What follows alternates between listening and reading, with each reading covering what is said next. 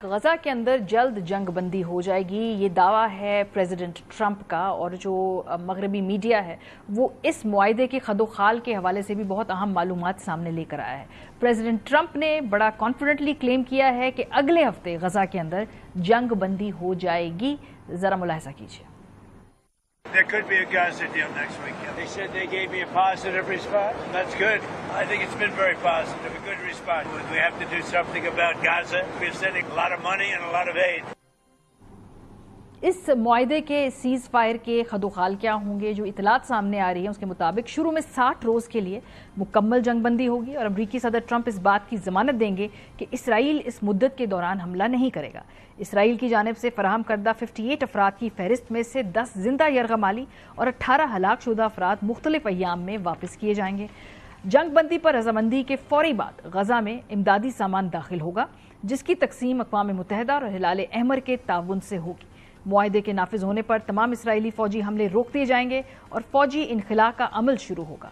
पहले ही दिन मुस्तकिल जंगबंदी के लिए मुज़ाकरात का आगाज होगा, जिनमें यरगमालियों के बदले फलस्तीनी कैदियों की रिहाई शामिल होगी। अमरीका, मिस्र और कतर इस जंगबंदी के जामिन होंगे और उसकी मुद्दत, शराइत और मुज़ाकराती अमल की निगरानी करेंगे। मशरक़ वुस्ता के लिए अमरीकी खुसूसी एलची स्टीव विटकॉफ खित्ते का दौरा करके मुज़ाकरात की सदारत करेंगे।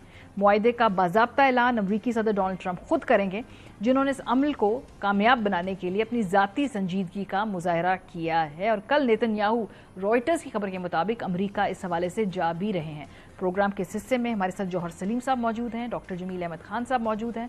बहुत शुक्रिया आप दोनों हजरात का। जौहर साहब, ये जो पूरी डिटेल सामने आ रही है, ये 2 साल हो गए इस बात को। जंग बंदी की बहुत कोशिश पहले भी की गई, ट्रंप ने ओथ लेते ही कहा कि लेकिन वो कामयाब नहीं हो पाई।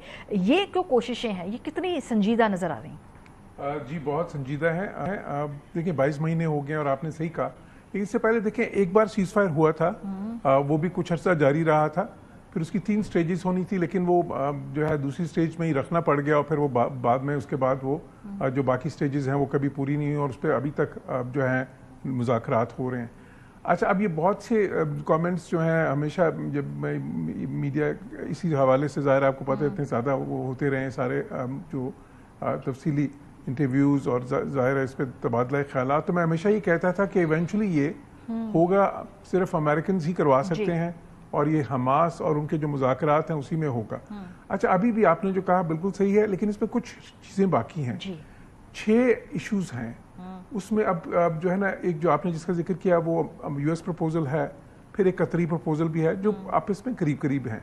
लेकिन जब इनकी पोजीशंस है दोनों की, हमास जिस पर मुज़ाकरात होंगे, हमास की टीम भी वहाँ पे कतर में, इजराइल की टीम पहुँच रही है वहाँ पे और ये फाइनल मुज़ाकरात होंगे। अब प्रेशर है बिल्कुल ट्रंप का और इम्कान है कि इंशाल्लाह हो जाएगा इससे जो सीज फायर। लेकिन कुछ जो पेचीदा मसाइल हैं जिसकी वजह से अभी तक नहीं हो सका, वो क्या है? मसलन एक ये था कि जी कितने लोग रहा होंगे, और अच्छा अब आपने जिस 10 लोगों का कहा, ये अमेरिकन प्रपोजल है कि 10 होंगे। कतरी जो प्रपोजल था वो 8 का था, लेकिन शुरू में था और फिर उसके बाद बॉडीज होनी थी। फिर दूसरा उसमें आ जाता है ये कि जब सीज फायर के दौरान इजराइलीज कितनी विड्रॉ करेंगे, इन एरियाज से कितना विड्रॉ करेंगे, और फिर वो जो कॉरिडोर्स हैं जिस तरह फिलाडेल्फी कॉरिडोर है, नेत्सरेम है, वहाँ से वो जाएंगे कि नहीं, उसमें बहुत ज़्यादा इख्तिलाफात हैं।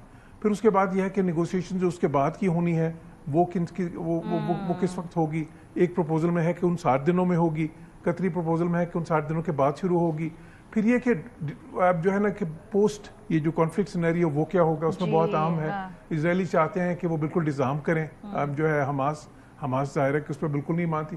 तो अभी भी बहुत से पेचीदा मसाइल हैं, लेकिन इस चीज़ का इम्कान बिल्कुल है कि ये 60 डेज वाला जो है हो जाएगा। एटलीस्ट अभी टेम्पररी आपको सीज फायर नजर आता है। ये इसी सवाल को मैं डॉक्टर जमील साहब के पास लेके जाती हूँ। जमील साहब, ये कुछ चैलेंजेस का जिक्र किया जौहर साहब ने, इस मर्तबा जो अमरीकी कोशिश है उसका जो रिस्पॉन्स है, क्या आपको पहले से ज्यादा सीरियस नजर आता है? क्या इस वक्त आपको इंटेंट नजर आती है कि इसराइल और हमास दोनों इस कॉन्फ्लिक्ट को इस वक्त रोकना चाहते हैं? जी, इस वक्त तो खैर इसके खदोखाल यही नजर आते हैं कि इस मर्तबा यानी कि मंडे के दिन, कल के दिन इसके अनाउंसमेंट के बिल्कुल कवी चांसेस हैं, क्योंकि ये दुनिया के सबसे मजबूत सदर, सबसे मजबूत और सबसे मजबूत मुल्क के सदर ने ये बात कह दी है कि मैं सोमवार के दिन इसका जब नेतन्याहू आएंगे اس کے بعد اس کا ہم اطلاق دیں گے اور اس کی ہم خبر دیں گے. تو اس سے محسوس ہوتا ہے کہ یس دیکھیں multi lateral diplomacy UN level کی 4 مرتبہ یہ ریزولوشن کو پیش کیا گیا اور 4 مرتبہ ریزولوشن پہ کوئی عمل نہیں کیا گیا. یہ 27-20 ریزولوشن نمبر ہے اور یہ 2023 میں ہوا, اسی طرح 2024 میں 27-35 ہوا, اسی طریقے سے 2 اور ریزولوشن ہوئے لیکن اس پر عمل درآمد نہیں ہو سکا. لیکن جب اب this diplomacy at the with position of strength, تو اس کے بعد محسوس ہو رہا ہے کہ کل اس کا ہو جائے گا.